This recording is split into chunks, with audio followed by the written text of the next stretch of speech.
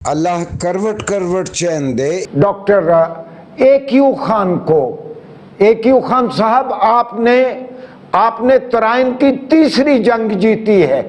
ترائن کی پہلی جنگ 991 عیسوی میں ہوئی، جس میں شہاب الدین غوری اپنی فوج لایا، دوسری جانب سے پرتھوی راج فوج لایا۔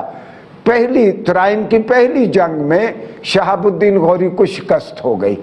اگلے سال شہاب الدین غوری پھر 30,000 فوج کو لے کے آیا اور اس کے مقابلے میں 1,20,000 پرتھوی راج فوج لایا۔ اور اب ترائن کی دوسری جنگ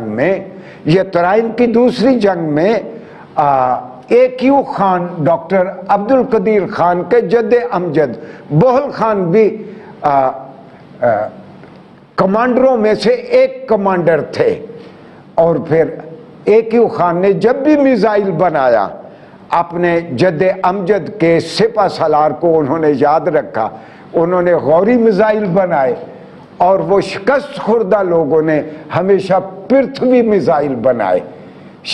اور ڈاکٹر عبد القدیر خان کو ہم قرار دیتے ہیں کہ انہوں نے بغیر لڑے انہوں نے ترائن کی تیسری جنگ جیتی ہے۔ اگر پاکستان آج ایٹمی طاقت نہ ہوتا تو پتہ نہیں کتنے تالے آزما پاکستان کے خلاف اب تک کوئی نہ کوئی اقدامات کر چکے ہوتے۔ آخری بات میں یہ کہنا چاہتا ہوں، پاکستانی یونیورسٹیوں کے ایک وائس چانسلر ہیں، نام لینا مناسب نہیں، وہ فوکویاما کے پاس انہوں نے پوسٹ ڈاک کی۔ فوکویاما وہ ہیں کہ جنہوں نے end of the history and last man کتاب لکھی۔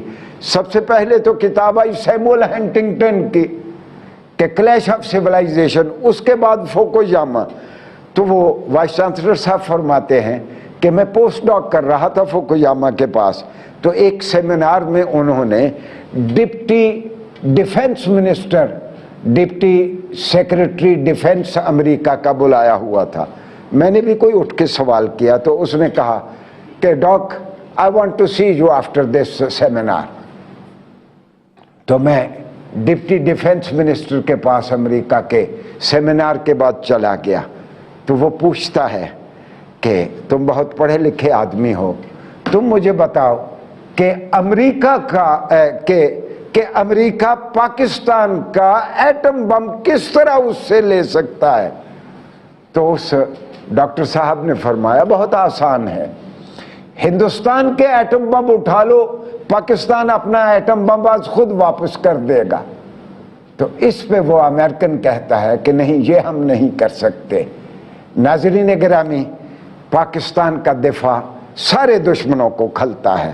میں دینیات کا ایک طالب علم ہونے کے ناطے مجھے یوں محسوس ہوتا ہے کہ جوڈائزم، کرسچینٹی اور ہم مسلمان تینوں اب قیامت کے انتظار میں ہیں، اور یہودی اب اتنے ہاتھ چھٹ ہو گئے ہیں، وہ اتنے آپے سے باہر ہو گئے ہیں، وہ انتظار کر رہے ہیں دجال کا، جس کو وہ سمجھتے ہیں کہ وہ ان کا سیویئر اور نجات دہندہ ہوگا۔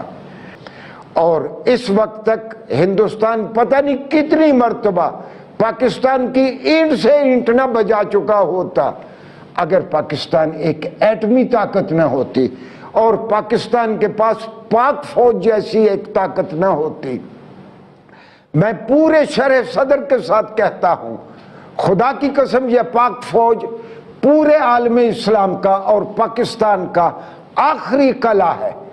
اگر اس قلعے میں کہیں دراڑ پڑتی ہے تو پھر پاکستان کو دنیا کی کوئی طاقت نہیں بچا سکے گی۔ ناظرین گرامی، اپنے وطن کی، اپنی آزادی کی، اپنی ایٹمی صلاحیت کا احترام کریں، اپنی فوجوں کا احترام کریں، اسی سے پاکستان قائم رہے گا۔ والسلام علیکم ورحمۃ اللہ وبرکاتہ۔